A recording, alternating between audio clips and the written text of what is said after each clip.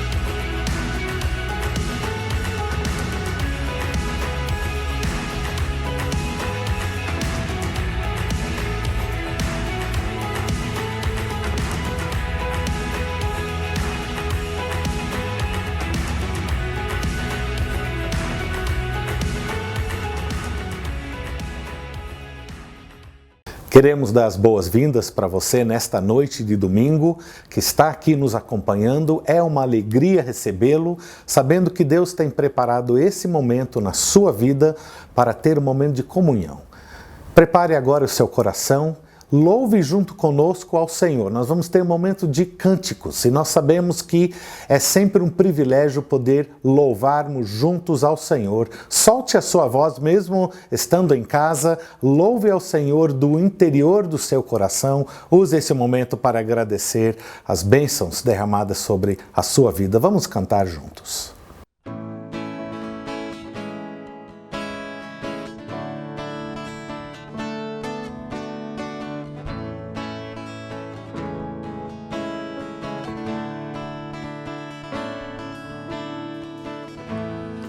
Te bendirei quando tuas bênçãos eu provar, quando teu rio me saciar, eu te bendirei. Eu te bendirei quando o deserto estiver, quando a solidão me envolver, eu te bendirei.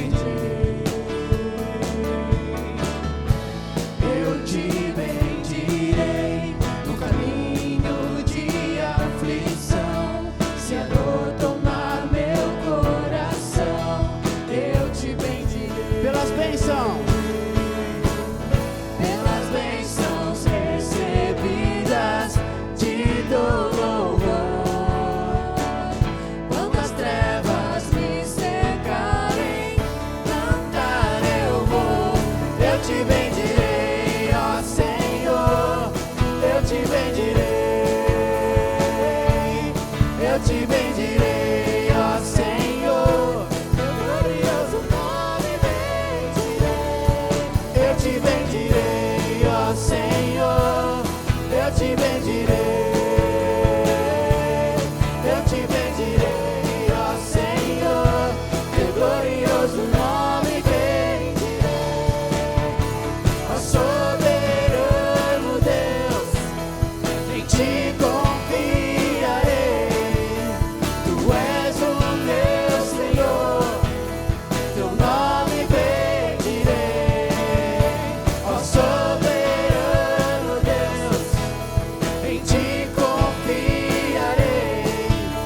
Tu és o meu Senhor, teu nome bendirei. Eu te bendirei, ó Senhor, eu te bendirei. Eu te bendirei, ó Senhor, teu glorioso nome bendirei. Eu te bendirei, ó Senhor, eu te bendirei. Eu te bendirei, ó Senhor, teu glorioso nome bendirei.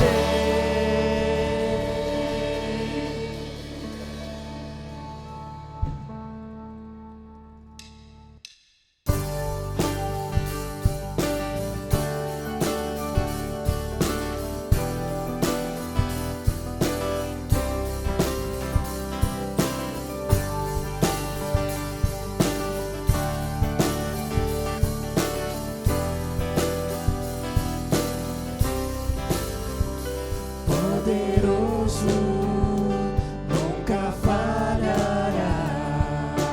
Maravilhoso Deus, mais que buscamos, mais que pedimos, grandes coisas faz. Ressurgiu e a morte venceu. Nosso Deus é poderoso, em seu nome vamos vencer. Nosso Deus é poderoso.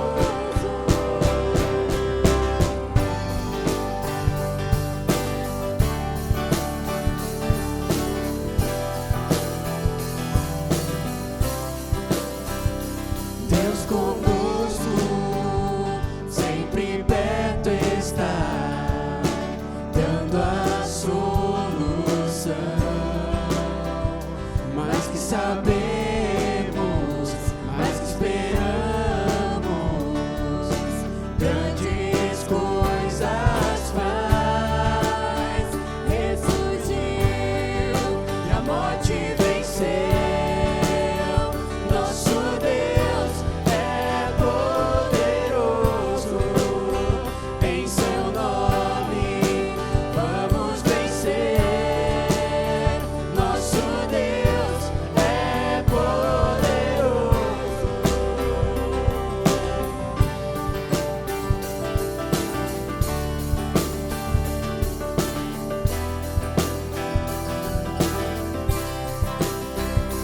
Deus conosco, nos conduzirá, jamais nos deixará, jamais nos deixará.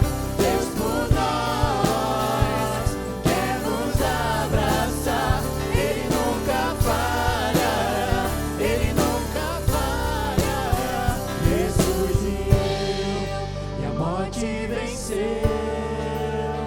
Nosso Deus é poderoso, em seu nome vamos vencer.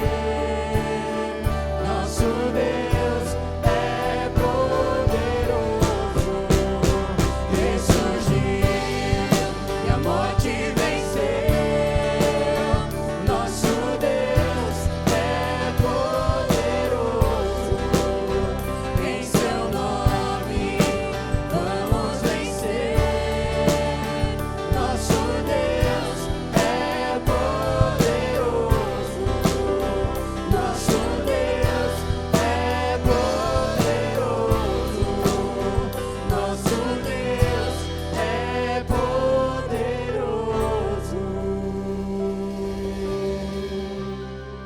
muito bom podermos louvar juntos ao Senhor. Melhor ainda também é poder ler juntos uma porção do texto da Palavra de Deus. A primeira carta de João, primeiro capítulo, a partir do versículo 5. Na sua tela aparecerá o texto, você pode acompanhar essa leitura. E a mensagem que dele ouvimos e vos anunciamos é esta: Deus é luz e nele não há treva alguma. Se dissermos que temos comunhão com ele e andarmos nas trevas, mentimos e não praticamos a verdade. Mas, se andarmos na luz, assim como ele está na luz, temos comunhão uns com os outros, e o sangue de Jesus, seu Filho, nos purifica de todo pecado. Se dissermos que não temos pecado algum, enganamos a nós mesmos, e a verdade não está em nós. Se confessarmos os nossos pecados, ele é fiel e justo para nos perdoar os pecados e nos purificar de toda injustiça. Se dissermos que não temos cometido pecado, nós o tornamos mentiroso e sua palavra não está em nós. Esse momento de abertura, essa oração de abertura, será o momento onde eu e você poderemos apresentar para o Senhor aquilo que está dentro do nosso coração, quem sabe uma palavra, um ato, um gesto que nós sabemos que tem sido falho, que constitui em pecado, o momento de confessar os nossos pecados perante o Senhor, pedindo para que Ele nos purifique, pedindo para que Ele prepare o nosso coração para tudo que nós estaremos participando ainda neste culto. Eu farei uma oração, você faça também uma oração em casa, pedindo que Deus esteja atuando na sua vida, no seu coração. Oremos. Ó Pai, nessa noite, nós entendemos, Senhor, que nós somos pecadores. Sabemos, Pai, que nós somos falhos. A cada instante, a cada momento, nós praticamos o mal e nós carecemos, Senhor, do Teu perdão. Mas nós anunciamos e celebramos o fato de que Jesus Cristo está pronto para nos perdoar. Acabamos de ler: se confessarmos o nosso pecado, Tu és fiel e justo para nos perdoar e nos purificar de todo pecado. Venha, Senhor, então, efetuar essa purificação nas nossas vidas, nos nossos corações, nas nossas mentes, dentro do nosso ser. Se há ainda o que nós temos que fazer para falar com outras pessoas, pedindo também perdão, desperta até isso em nós. Nos apresentamos perante o Teu altar nessa noite, pedindo, Pai, que a partir disso tenha total liberdade de falar as nossas vidas. Nós Te agradecemos e Te louvamos, em nome de Jesus. Amém. No princípio foste o verbo. We've been focusing on reaching out the pilgrims, especially on the big pilgrimage going to Fatima. After that pilgrimage, 2 weeks later, I was with my wife, and that's now a normal cycling.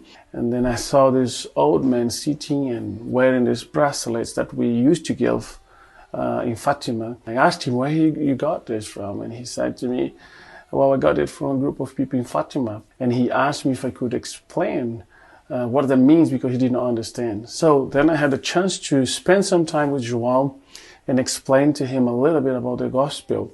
And for my surprise, that man was so thirsty about the gospel, and we ended up spending 3 hours together, and he was just confessing Jesus as his Savior. For us, it was a sign that we're on the right place, in the right spot. That's what the place that God wants us to be available to share the good news of the gospel. Olá, boa tarde, aqui de Portugal. Eu sou o Givas, esta é a minha esposa Cristina e esta é a nossa filhinha Miriam Helena. Nós só queremos aproveitar este momento para uma rápida saudação para os irmãos da nossa família, que estamos servindo como missionários aqui em Portugal há alguns anos, e estamos muito felizes por essa parceria que está a começar entre a nossa vida, a nossa família e a Igreja Batista do Cambuí. Que Deus os abençoe e espero conhecê-los em breve pessoalmente. E até lá, fica aí as nossas orações e agradecimento por confiar em nós e no nosso ministério. Que Deus os abençoe.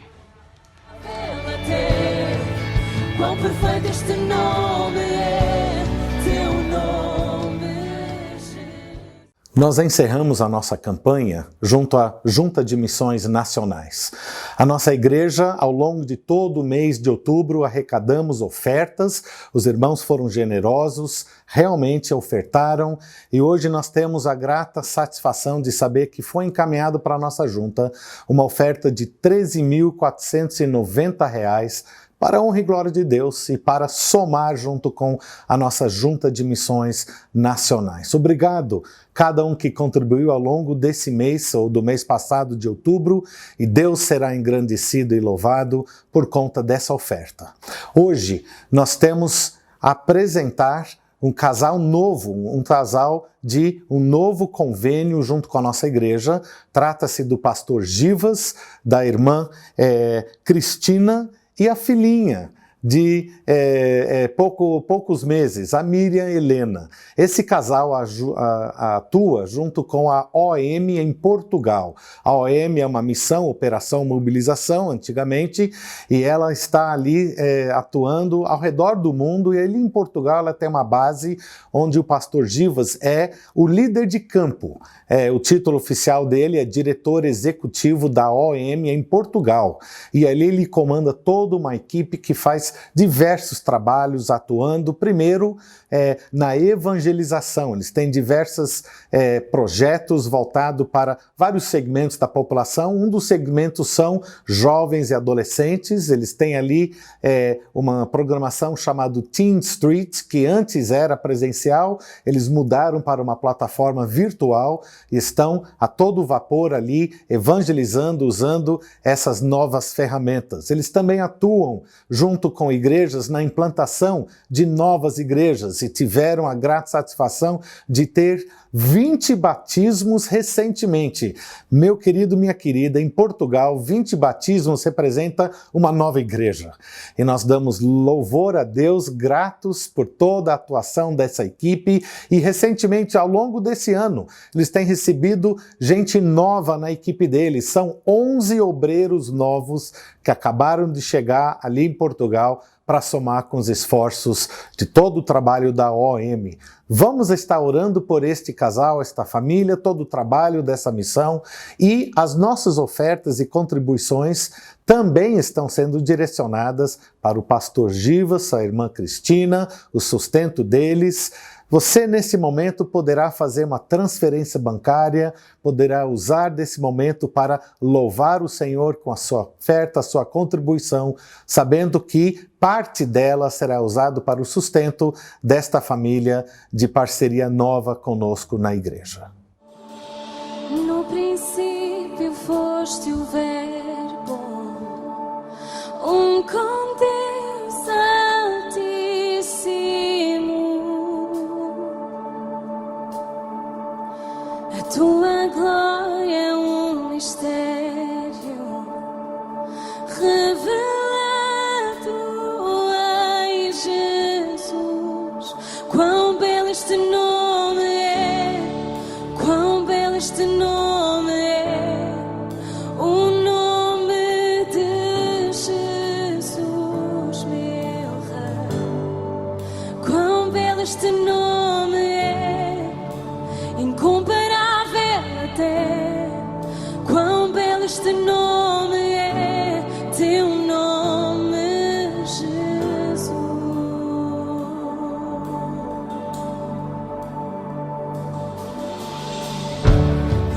Curve a sua cabeça comigo e vamos orar.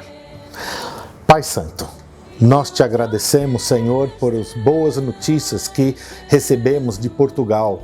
Sabemos, Senhor, que ali é um campo difícil, e com essa notícia de 20 novos batismos, o nosso coração se alegra. O nosso coração também se alegra com o privilégio de ofertar, para não apenas sustentar o trabalho do pastor Givas e da irmã Cristina, mas todo o corpo missionário da igreja, bem como todos os trabalhos locais da nossa igreja. Obrigado, Senhor, pelo privilégio de participar do teu reino, e tudo isso nós agradecemos em nome de Jesus. Amém.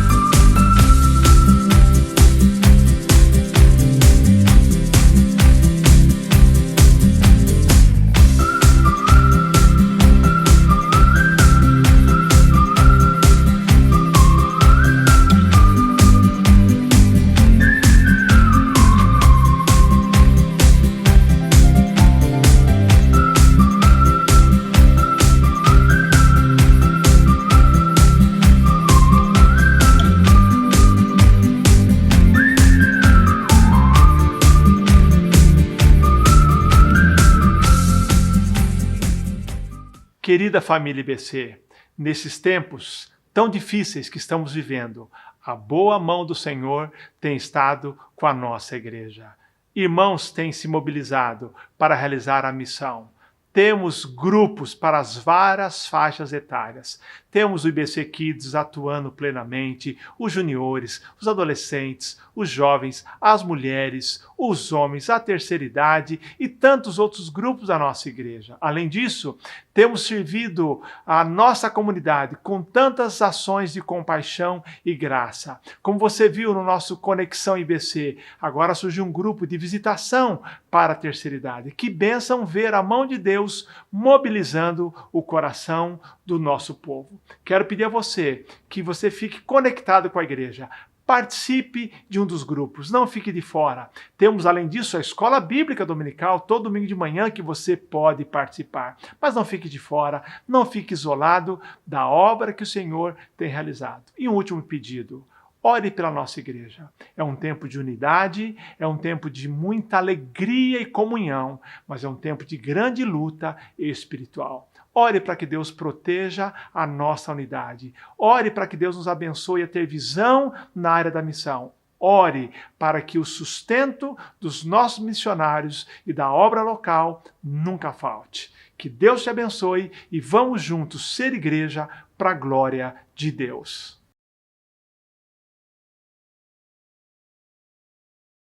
Querida família IBC, uma pergunta que alguns irmãos têm feito é: quando nós poderemos, como igreja, voltar plenamente às nossas atividades presenciais? Eu sei que é um dia que todos nós aguardamos ansiosamente. Me permita, nos próximos minutos, passar para você algumas informações importantes sobre esse processo que chamamos de retomada consciente. Em primeiro lugar, cada igreja, dentro da sua realidade, isso é, considerando o seu espaço físico, considerando a questão de ventilação do público-alvo, tem optado por realizar mais ou menos atividades presenciais. E algumas delas, inclusive, ainda não reabriram para atividades presenciais. Estão mantendo todas as atividades somente online.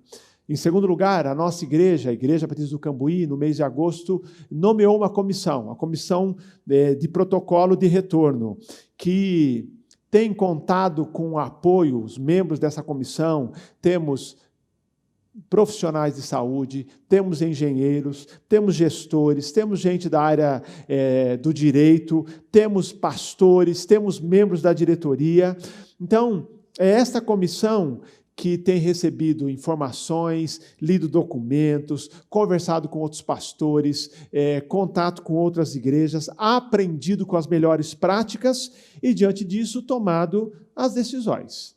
É a comissão que, por exemplo, tem coordenado o retorno aos nossos cultos presenciais desde o dia 13 de setembro, um culto presencial, domingo de manhã. Um culto que respeita todos os protocolos de higiene, distanciamento social, grupos de risco, número de vagas, tudo em benefício da sua segurança. Chegamos agora, isso é importante saber, na fase verde, que será possível oferecermos mais vagas aqui no nosso culto da manhã. E estamos preparados também, caso haja demanda, de termos um segundo culto para alcançarmos outros irmãos também que não podem vir no culto da manhã por causa de espaço. Estamos mantendo o culto da manhã, acompanhando o progresso de adesão e, havendo demanda, nós abriremos um segundo culto às 19 horas. Nessa fase verde, alguns ministérios já vão realizar algumas atividades presenciais, como, por exemplo, os jovens e adolescentes que vão realizar o primeiro culto presencial aqui em nosso templo no mês de novembro.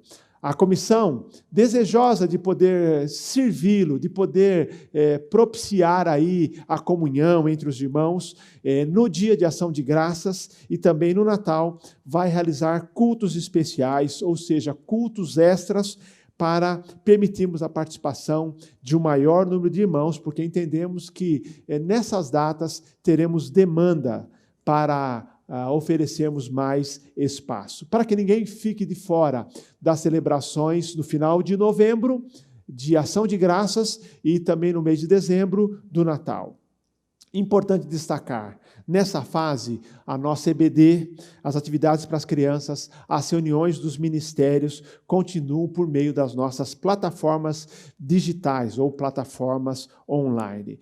São elas, a gente agradece a Deus, que tem permitido essas plataformas, que possamos aprofundar a comunhão, possamos orar uns pelos outros, crescer no conhecimento da palavra e até evangelizar. Deus tem sido bom, permitido que a gente trabalhe com isso, nós nos reinventamos e irmãos têm tido comunhão e crescimento espiritual por meio das plataformas. Por isso, gostaria de informar também que a comissão, juntamente com a diretoria, com equipe pastoral, com os coordenadores de área, com outros líderes da igreja, tem tomado essas decisões com bom senso e sob a direção de Deus, sempre pensando em poder ir ao encontro de suas necessidades, mas também preocupados e atentos para a segurança. Se você tem alguma dúvida sobre isso que acabei de compartilhar, basta entrar em contato por meio deste e-mail, desse WhatsApp que aparece na sua tela, que vai chegar ali para a comissão de protocolo, que terá prazer de lhe responder ou de responder às suas perguntas. A partir de amanhã também, esse vídeo vai estar na nossa página na internet, no nosso website, e você poderá também assisti-lo. Estamos vivendo um novo normal. E a melhor maneira de vivermos nesse tempo de transição é vivermos em unidade, em apoio mútuo. Lembre-se que nós somos igreja, tenho enfatizado isso aqui durante todos esses meses que estamos sem o tempo aí, ou as atividades, na sua maioria, online. Lembre-se que nós somos igreja, independentemente do lugar onde nos reunimos. Temos a igreja presente aqui domingo de manhã e a igreja online é uma mesma igreja unida para a glória do Senhor. Como no livro de Atos, somos uma igreja de segunda a segunda, no templo e nas casas. Conto com o seu envolvimento, conto com as suas orações em favor da igreja, dos seus ministérios e liderança, porque juntos nós somos melhores. Que Deus te abençoe.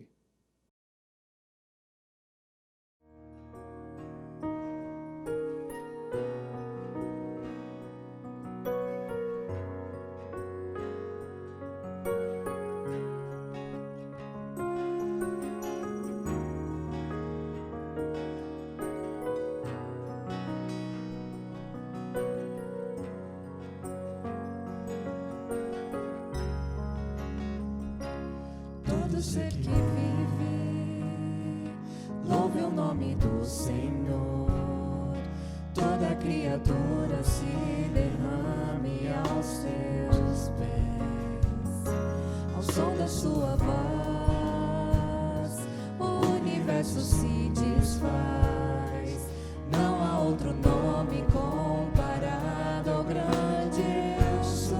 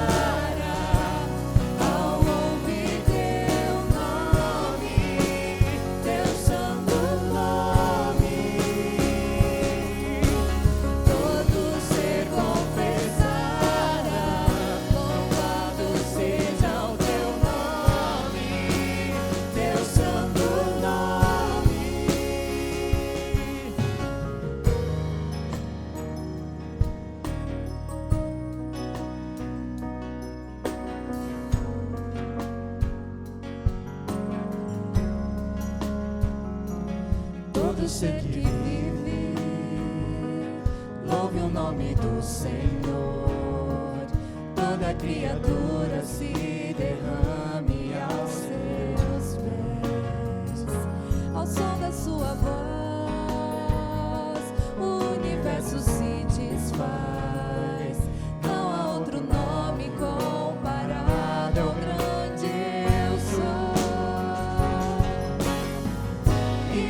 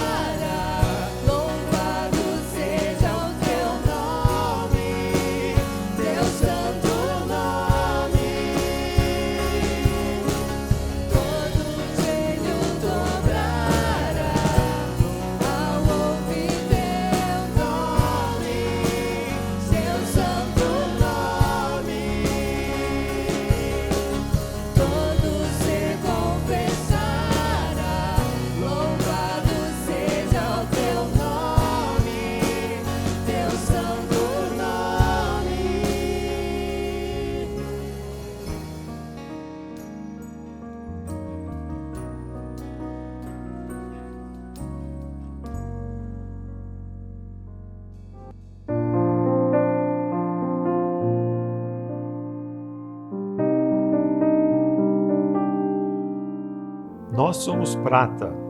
Nós temos 25 anos de Igreja Batista do Cambuí. Na realidade, quem escolheu a igreja foram os nossos filhos, quando nós chegamos a Campinas procurando. Mas foi para nós um amor à primeira vista.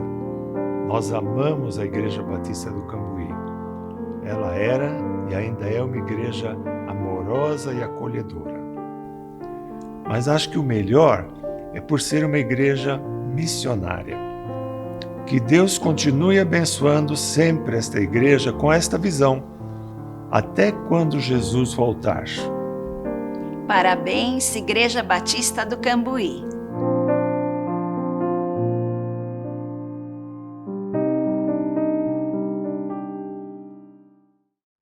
Nós chegamos agora ao quinto sermão, a quinta mensagem da série Ser Cristão. Até agora, o que nós vimos durante as 4 primeiras semanas foi a resposta à pergunta: como eu me torno um cristão? O que é que eu preciso fazer para me tornar um cristão? E aprendemos várias lições. É preciso, por exemplo, nascer de novo. Quando também o carcereiro pergunta o que preciso fazer para ser salvo, é preciso crer e se arrepender. Eu quero agora, durante todo esse mês, dentro dessa série, Ser Cristão, falar sobre as marcas de um verdadeiro cristão. Tendo entendido como é que eu me torno um cristão, eu preciso agora também entender um pouquinho sobre quais são as marcas de um verdadeiro cristão. E vamos fazer isso baseados na primeira carta do apóstolo João, que eu queria incentivar você a ler nas próximas semanas. É uma carta bem curta, leia 1 João, porque nós vamos caminhar nesta carta para conversar sobre as marcas de um verdadeiro cristão. Mas deixa eu começar aqui falando um pouquinho, a título de ilustração, do mundo do futebol. Vocês sabem que Palmeiras e Corinthians são 2 grandes rivais. Rivais como outros grandes times também. Temos a rivalidade no Rio de Janeiro, Flamengo e Fluminense, aqui em Campinas, Guarani e Ponte Preta. Mas pensa aqui um pouquinho nessa clássica rivalidade entre Corinthians e Palmeiras. Não sei se você já leu, se você é amante do futebol, é muito provável que esse tema te interesse. Eu, recentemente, comecei a me lembrar de alguns jogadores famosos que jogaram tanto no Corinthians quanto no Palmeiras. E me lembrando um pouquinho das reações quando esses jogadores mudavam de time. Eles eram considerados traidores. Alguns deles, inclusive, saíram diretamente de um time e foram para o outro. Outros não. Jogaram ou no Corinthians ou no Palmeiras, jogaram em outros times, depois, ao retornar, voltaram para o time rival. Então, eu lembrei de vários, talvez você se lembre de alguns também. Lembra-se do Edmundo, conhecido como Animal, e não é nenhum elogio. Edmundo, ele virou ídolo do Palmeiras, ganhou 2 campeonatos paulistas, 2 brasileiros pelo clube, mas em 1996 ele foi contratado pelo Corinthians para disputar a Copa Libertadores. Agora é interessante que depois o Edmundo encerrou sua carreira no Palmeiras. Então o Edmundo é um verdadeiro vira-casaca, porque ele não apenas saiu de um time para o outro, como voltou para o time anterior. Você se lembra do famoso Rivaldo, que começou a jogar no Mojimirim, depois foi contratado pelo Corinthians em 93, em 94, porque o Corinthians não renovou o contrato dele, que era por empréstimo do Mojimirim, ele foi para o Palmeiras, e lá ganhou o Brasileiro, ganhou também o Paulista. Mas o último jogador que eu quero falar, na história mais recente, é o Wagner Love. Wagner Love, em 2015, foi contratado pelo Corinthians e deixou muitos torcedores do Palmeiras furiosos, porque ele havia jogado pelo Palmeiras. Depois jogou em outros países e voltou em 2020, agora até, creio que junho, ele ainda jogou no Palmeiras. Mas é interessante que o Wagner Love, as manchetes diziam que ao mudar de time, ao sair do Palmeiras, ao jogar no Corinthians, ele deixou muitos palmeirenses furiosos. Ninguém gosta de ver um ídolo mudar de time, principalmente quando é o time rival. Então, um rival direto. Tenho certeza que aqui em Campinas, ninguém gosta de ver um Ponte Pretano ir jogar no Guarani, ou alguém do Guarani jogar na Ponte Preta, porque é uma rivalidade. Nós não nos importamos se o jogador muda para um outro time, mas quando é o time rival, é muito complicado. Agora, imagine aqui um ídolo do seu time sendo transferido para o time rival. Aí acontece um derby, aquele clássico entre dois grandes times de uma mesma cidade. Pense aí no seu time, pode ser o Guarani contra a Ponte Preta, pode ser o Flamengo contra o Fluminense, pode ser o Grêmio contra o Internacional, pode ser o Bahia contra o Vitória, não importa, depende da sua região. Pense aí nesses clássicos, nesses chamados derby, que é clássico entre times da mesma cidade. Aí o ídolo do seu time muda de time e pela primeira vez, os times se encontram. Então, o ídolo do seu time muda para o time rival e, de repente, tem o derby.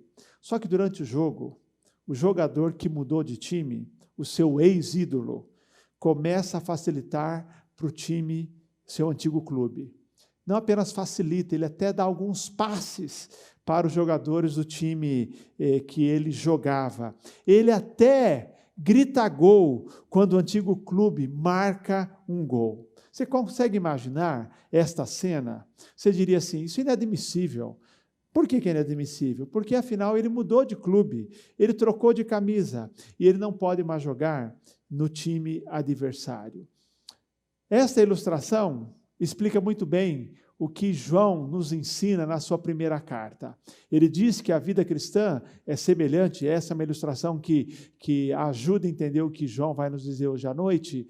Ele nos mostra que ser cristão significa mudar de time, trocar a camisa. Mudar de time significa agora uma nova fidelidade, um novo compromisso. E nós devemos apenas não mudar de camisa, mas mudar realmente de time e ter um novo compromisso. João fala de 3 provas de que eu sou um verdadeiro cristão. Como é que eu posso testar se a minha fé é verdadeira? Ele fala de 3 provas. Ele fala da prova moral, fala da prova social e da prova doutrinária. De maneira mais simples é o seguinte, existe a prova da obediência, a prova do amor e a prova da fé. O século XXI é um século marcado por muitas incertezas. É um mundo instável, é um mundo sem alicerces, marcado por incerteza e confusão. E você lê a primeira carta do apóstolo João, palavras que são chaves, são as seguintes: certeza, conhecer, saber. 15 vezes ele fala que nós temos certeza. 15 vezes ele fala que nós conhecemos. E 25 vezes ele fala que nós sabemos. Ele fala da certeza quanto a Cristo, certeza quanto à vida eterna, certeza quanto à doutrina, certeza inclusive se você é ou não um cristão. João nos desafia nessa carta a fazer um autoexame para verificarmos se nós somos cristãos. E ele oferece aquilo que eu chamo de um gabarito que tem aquelas 3 provas, lembram? A prova moral, a prova social, a prova doutrinária, ou a prova que nós falamos aqui, a prova da obediência, a prova da fé, a prova do amor. Há um gabarito que eu posso verificar se a fé que eu digo ter, se o cristianismo que eu afirmo praticar é verdadeiro ou não.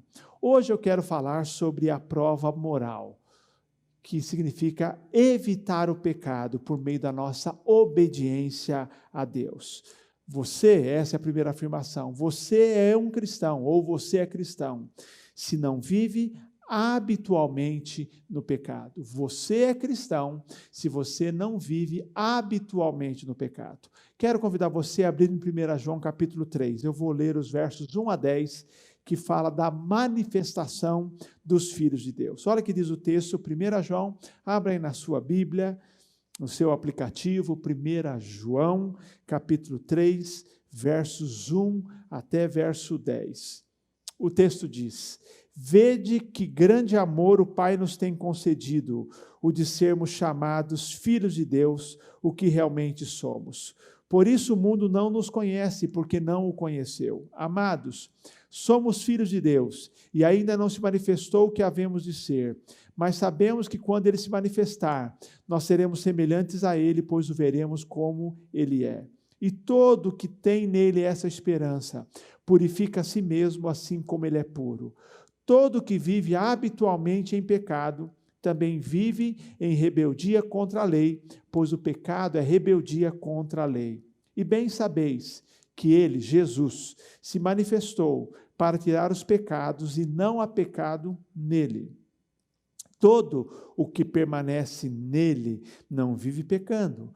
Todo o que vive pecando não o viu nem o conheceu. Filhinhos, ninguém vos engane, quem pratica a justiça é justo, assim como ele, Jesus, é justo. Quem vive habitualmente no pecado é do diabo, pois o diabo peca desde o princípio. Para isso o Filho de Deus se manifestou, para destruir as obras do diabo. Aquele que é nascido de Deus não peca habitualmente, pois a semente de Deus permanece nele, e ele não pode continuar no pecado, porque é nascido de Deus. Os filhos de Deus e os filhos do diabo manifestam-se assim. Quem não pratica a justiça não é de Deus, nem quem não ama seu irmão. O cristão é aquele que não vive na prática habitual do pecado. Eu quero hoje fazer 4 afirmações sobre esse cristianismo verdadeiro. Por que ser cristão significa não viver habitualmente no pecado? Você é cristão se você não vive habitualmente no pecado. Em primeiro lugar, porque viver pecando é viver em rebeldia contra Deus. Verso 4 diz: todo que vive habitualmente em pecado também vive em rebeldia contra a lei, pois o pecado é rebeldia contra a lei. Viver pecando é viver em rebeldia contra Deus. Rebeldia, esta é a essência do pecado. É rejeitar estar sob a autoridade de Deus. Foi o que Adão e Eva fizeram lá no Jardim do Éden, quando eles rejeitaram ficar sobre as ordens de Deus, os mandamentos de Deus, o que Deus tinha permitido e o que Deus tinha proibido. O que Adão e Eva fizeram lá no Éden é que o ser humano continua fazendo, vivendo em rebeldia, rejeitando os mandamentos do Senhor.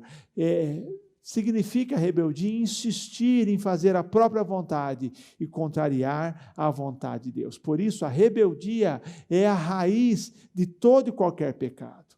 Me lembro da história de uma garotinha, uma história que li há alguns anos atrás, que uma garotinha estava na sala de casa, muitas visitas ali na sala, e ela brincando, correndo para lá e para cá, e o pai deixou ela brincar bastante, mas chegou um momento em que eles precisavam tomar o café ali juntos, em que ele pediu para a menininha, para a filhinha, sentar-se. Mas ela desobedeceu, continuou correndo e até tropeçou ali na mesa, derrubou o café, e o pai dizendo para ela: filha, senta um pouco, vamos tomar café. E ela não sentava. Foi quando o pai, não tendo outra alternativa, pegou a filhinha pelos 2 braços e a colocou sentada no sofá. A menina, muito brava, assentada no sofá, disse para o pai: eu estou sentada, mas por dentro eu estou em pé. Isso é rebeldia. Rebeldia é quando você até pode mudar um pouquinho o exterior, pode conter o que é exterior, mas a rebeldia interior persiste. E essa atitude é a essência do pecado. Agora, depois que eu me torno filho de Deus, nascido de novo pela fé em Jesus Cristo, não pode haver mais rebelião no meu estilo de vida. João aqui, na sua primeira carta, capítulo 3, e outros textos também, 1 João 1, ele usa essas palavras, usa 2 palavras para falar do que é pecado. A primeira delas é a palavra amartia ou hamartia, que significa errar o alvo, transgredir, errar o alvo. E a outra palavra é a palavra anomia, significa ausência de lei ou quebra da lei, não lei, rebelião. O que é pecado? Pecado não é apenas errar o alvo. O pecado não é apenas não alcançar o propósito de Deus para a sua vida, mas é essencialmente uma rebelião contra a vontade de Deus, contra a santa lei de Deus, contra a vontade de Deus que é boa, agradável e perfeita. Por isso, Warren Wiersbe, ele é muito preciso e acerta em cheio quando ele afirma que os pecados, isso no plural, os pecados são frutos, mas o pecado é a raiz, pois qualquer que seja a atitude exterior do pecador, sua atitude interior é a rebelião. Ou seja, pecados são os frutos. O pecado é a rebelião, é a atitude interior, e essa atitude é que causa pecado. É como aquela velha pergunta: você peca porque é pecador ou é pecador porque peca? As duas afirmações são verdades, mas a questão é que eu gosto de afirmar que nós pecamos porque somos pecadores, porque há uma raiz que é o pecado. O pecado é a raiz, os pecados são os fruto ou os frutos. Então, nós pecamos porque somos pecadores. Portanto, queridos, não dá para afirmar que eu sou cristão se eu vivo em rebelião contra Deus. A segunda afirmação: viver pecando é desprezar a Jesus e o seu sacrifício por nós. O verso 5 diz: e bem sabeis que ele, Jesus, se manifestou para tirar os pecados, e não há pecado nele. Lembram de João 1:29, quando João Batista disse, olhando para Jesus, ou apontando para Jesus: eis o Cordeiro de Deus que tira o pecado do mundo. Então, viver pecando é desprezar a Jesus e o seu sacrifício por nós, porque o texto diz, o verso 5 de 1 João 3, que ele, Jesus, se manifestou, que ele veio ao mundo para quê? Para tirar os pecados, e nele não há pecado nele. Ele se manifestou para nos livrar do pecado, para nos tirar dessa rebeldia, para que nós não vivêssemos mais escravos do pecado, não pudéssemos quebrar a cadeia do pecado como hábito, e não há nele pecado. Eis o Cordeiro de Deus que tira o pecado do mundo, nos limpa dos nossos pecados e nos dá poder para viver uma vida vitoriosa sobre o pecado. Versículo 6 diz: todo que permanece em Jesus ou nele não vive pecando. Todo que vive pecando não o viu nem o conheceu. E verso 7, filhinhos, ninguém vos engane. Quem pratica a justiça é justo, ou quem pratica o que é correto, quem pratica a lei de Deus, quem obedece aos seus mandamentos é justo, assim como ele é justo. Uma das palavras-chave aqui também é a palavra permanecer. Permanecer é uma das palavras favoritas de João, tanto no Evangelho como aqui também na primeira carta, significa ter comunhão com Jesus. A pessoa que peca deliberada e habitualmente prova com isso que não conhece a Cristo e que, portanto, não permanece nele, não tem comunhão com ele. Se Jesus é sem pecado, se Jesus se manifestou para tirar o pecado, como nós, como cristãos, podemos viver na prática daquilo pela qual Jesus morreu para nos livrar?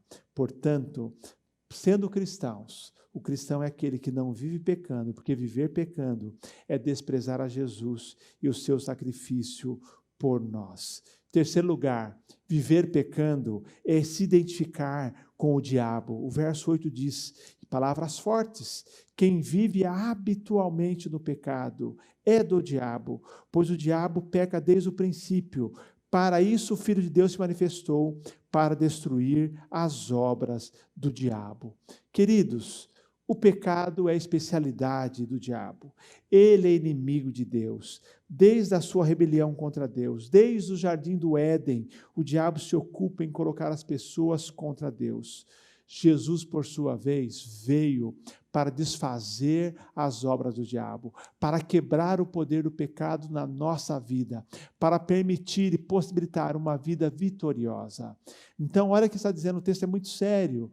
Quem vive pecando é do diabo, está se identificando com o diabo. E quem não vive habitualmente pecando, se identifica com Jesus. Viver pecando é se identificar com o diabo. Nós não podemos nos alinhar nem com o pecado, nem com o diabo. Se o propósito da vida de Jesus, ou da vinda de Jesus, foi desfazer as obras do diabo, eu, se afirmo ser um cristão, não posso me alinhar com o diabo e com o pecado na nossa vida. Essa passagem apresenta uma lógica. Se uma pessoa conhece a Deus e obedece a Deus, ela não pertence ao diabo. Mas se ela não obedece a Deus, se ela não pertence a Deus, ela obedece ao diabo. O verdadeiro cristianismo transforma. Tenho enfatizado isso aqui semana após semana. É uma das verdades centrais do Evangelho. O Evangelho, ou o verdadeiro cristianismo, transforma. Jesus veio para remover os nossos pecados, para destruir as obras do diabo, para destruir o poder do pecado que o diabo impõe sobre a nossa vida. Isso significa que não há como ser cristão e continuar amando as coisas que Cristo odeia e ele veio destruir. Palavras de Mike McKinley. Não há como ser cristão e continuar amando as coisas que Cristo odeia e veio destruir. E mais ainda, não há como ser filho de Deus e continuar abraçado com o pecado que dá prazer ao diabo. Nós fomos adotados, diz o texto, na família de Deus. O nosso relacionamento com o pecado mudou. O verso 1, que é introdutório, 1-3, diz que nós temos como demonstração do grande amor de Deus o privilégio, Deus nos concedeu o privilégio de sermos chamados filhos de Deus. O verso 3 diz, e todo que tem nele, em Jesus, essa esperança, purifica-se a si mesmo, assim como ele é puro. O pecado é incompatível com a nossa nova identidade em Cristo. Cristão, como disse lá no começo, é alguém que trocou de time, não é alguém apenas que trocou de camisa. Ele trocou de camisa, mas mudou de fato de time, mudou de coração, mudou a sua lealdade, mudou o seu foco. Ele agora ama o seu novo time. Nós somos agora do time de Jesus. Nós somos, como diz 1 João capítulo 1, somos filhos da luz. Temos que andar como filhos da luz. Em último lugar, viver pecando é negar o nosso novo nascimento. Viver pecando é negar o nosso novo nascimento. O verso 9 diz, aquele que é nascido de Deus não peca habitualmente, pois a semente de Deus permanece nele e ele não pode continuar no pecado, porque é nascido de Deus. Observe, deixa eu repetir algumas frases aqui. A semente de Deus permanece nele e ele não pode continuar no pecado, pois é nascido de Deus. Queridos, nenhum cristão é impecável. Todos nós enfrentamos luta com o pecado. Aliás, no capítulo 1, João já diz, se dissermos que não temos pecado, enganamos a nós mesmos, somos mentirosos. Mas se confessarmos nossos pecados, Deus é fiel e justo para nos perdoar os pecados e purificar de toda injustiça. Nós somos pecadores, mas nós não vivemos no pecado habitualmente. O pecado na nossa vida já não é mais um domínio. O pecado na nossa vida passa a ser um acidente de percurso, não uma prática de vida. Por quê? Porque em nós, no momento da nossa conversão, aconteceu aquilo que vimos na vida de Nicodemos, que Jesus ensinou para Nicodemos, o novo nascimento, uma transformação interior, a troca de coração. Nós cremos em Jesus, fomos regenerados, isso é, nascemos de novo, e agora os frutos dessa mudança de vida, dessa regeneração, aparecem. A conclusão é lógica, nascido de Deus, não peco habitualmente, não posso continuar pecando, porque a semente de Deus está em mim. Éramos controlados pelos desejos do pecado, agora vivemos dominados pela direção do Espírito Santo. O pecado já não tem poder sobre nós. Romanos capítulo 6, Paulo escreve essa carta e entre os falsos ensinos que ele combate, as falsas conclusões da igreja em Roma, uma delas era que eles poderiam, uma vez convertidos, continuar em pecado, porque Deus é um Deus cheio de graça e cada vez que eles pecassem, receberiam a manifestação da abundante graça de Deus. Paulo diz, permaneceremos em pecado? Fala de forma alguma. Como podemos permanecer no pecado? Nós que nascemos de novo, nós que temos uma nova vida. E no capítulo 6, ainda, versos 11 a 14, ele diz: assim também, considerai-vos mortos para o pecado, mas vivos para Deus em Cristo Jesus. Portanto, não reine o pecado em vosso corpo mortal, a fim de obedecerdes aos seus desejos.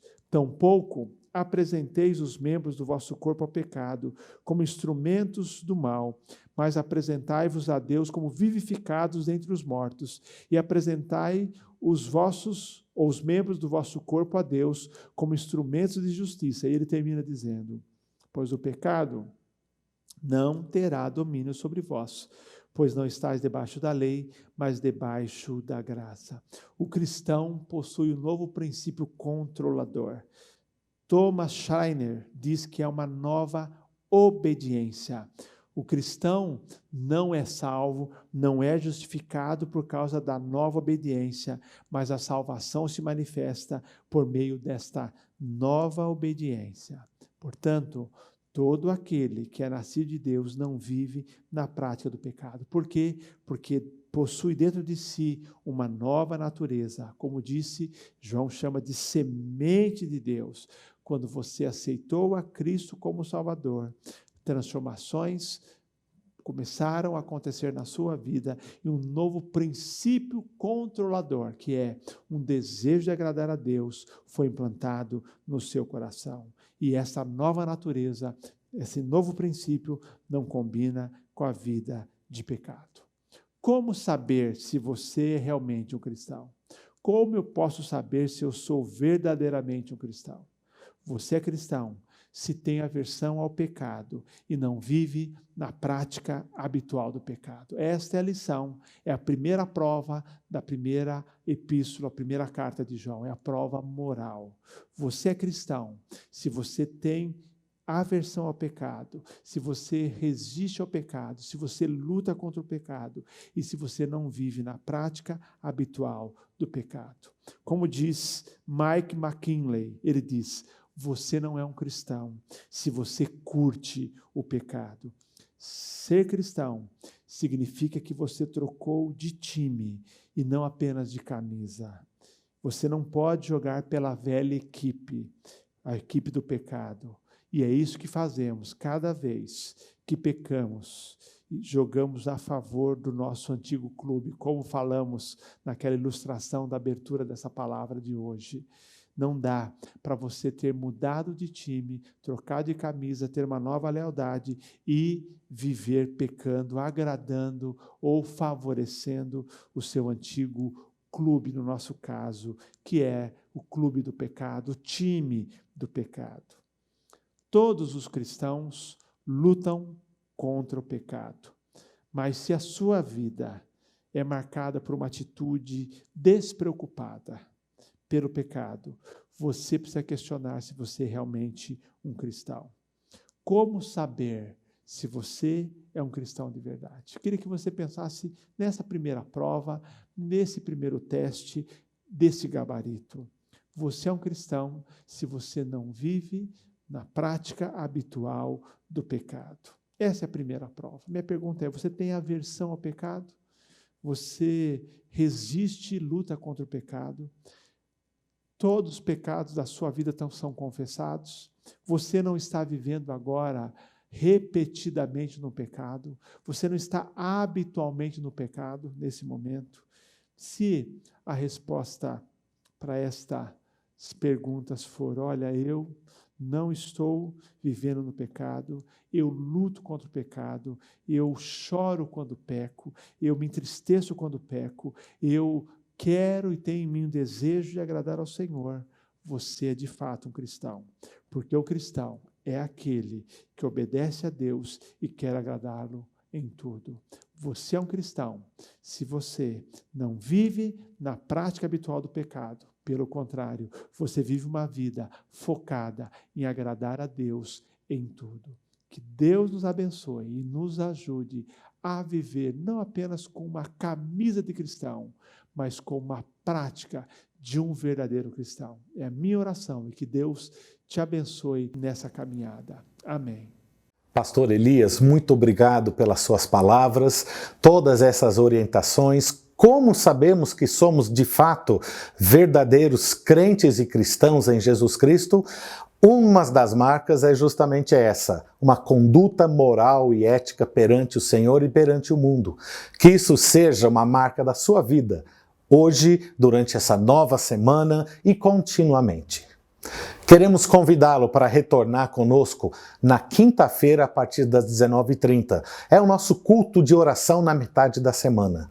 O pastor Elias tem começado uma nova série, O Fruto do Espírito, e nessa quinta-feira será o segundo estudo dessa nova série, onde ele falará sobre alegria. Eu tenho certeza que você não irá querer perder esse momento de, junto conosco, orar, celebrar e ouvir uma exposição falando sobre alegria. Venha estar conosco quinta-feira, 19h30. Vamos terminar esse momento cantando e louvando ao Senhor e que você tenha uma semana abençoada.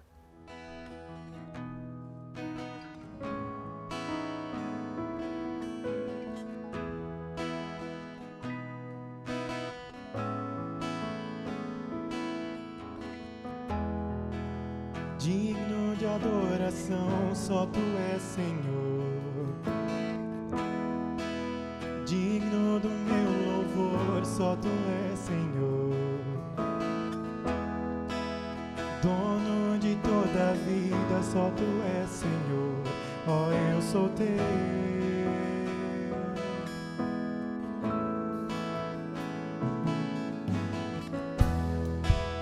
Nome que é sobre todos é o Teu, Jesus.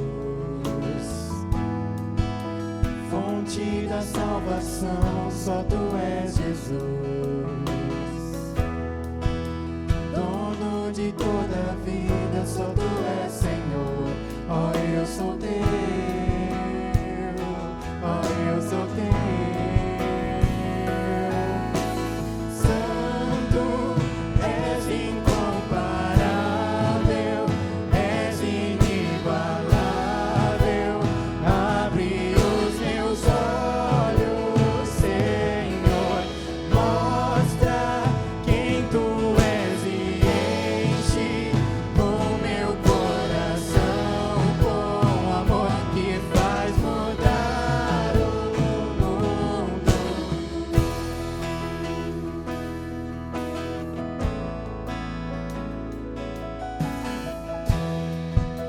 Digno de adoração, só Tu és, Senhor. Digno do meu louvor, só Tu és, Senhor. Dono de toda a vida, só Tu és, Senhor. Ó, eu sou Teu.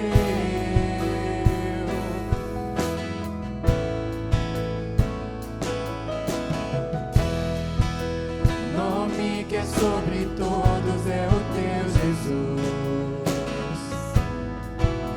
Fonte da salvação, só Tu és, Jesus.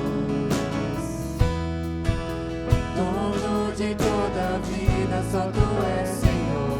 Ó, eu sou Teu.